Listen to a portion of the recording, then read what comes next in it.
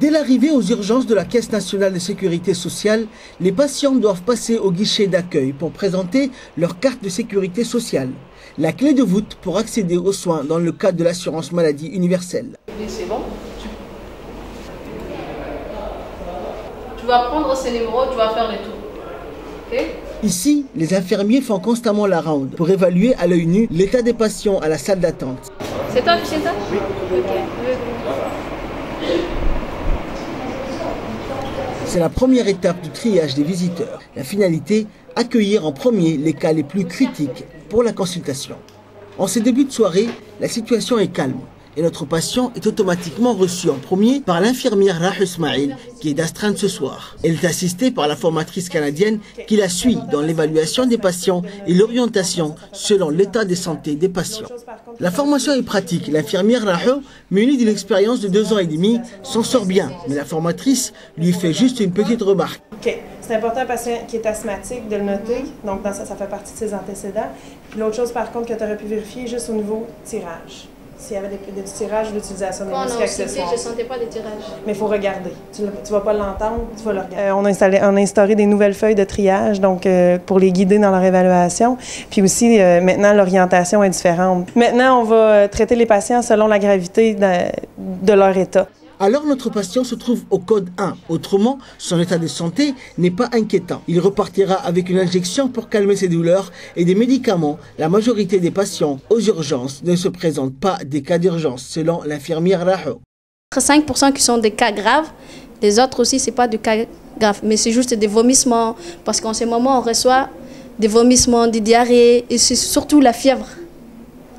Outre le triage, l'équipe de formateurs canadiens composée de médecins urgentistes ont dispensé à la CNSS a aussi dispensé des séances pratiques avec des simulations de prise en charge des cas graves comme ici où le vrai faux patient est victime d'un problème cardio-respiratoire avancé.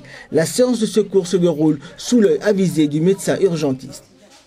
Principalement de la formation d'urgence, donc pour être capable de réagir aux cas qui arrivent de façon urgente, être capable d'avoir les bons réflexes. Okay? Par exemple, ce qu'on a fait aujourd'hui, c'est la réanimation cardio-respiratoire chez l'adulte.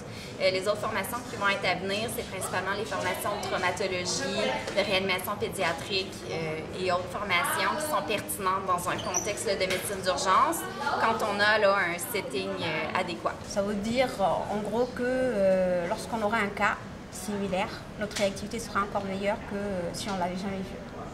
C'est plus ça qu'on est en train de travailler, et plus le travail en équipe, le fait de savoir travailler avec nos infirmiers, déléguer le travail, que ce ne soit pas concentré sur une seule personne.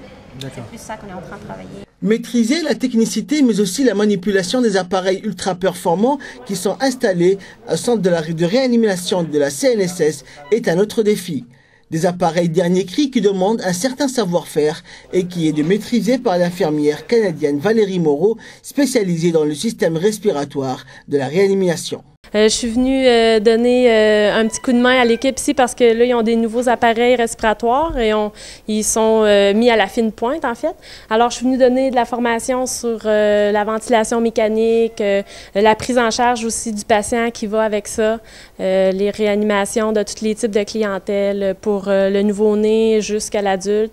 Autre particularité de taille de l'urgence de la CNSS et qui demande une maîtrise, l'injection de la thrombolyse, l'un des traitements qui coûte plus de 530 000 francs et qui permet de sauver des infrastructures de myocarde lorsque le sang est obstrué.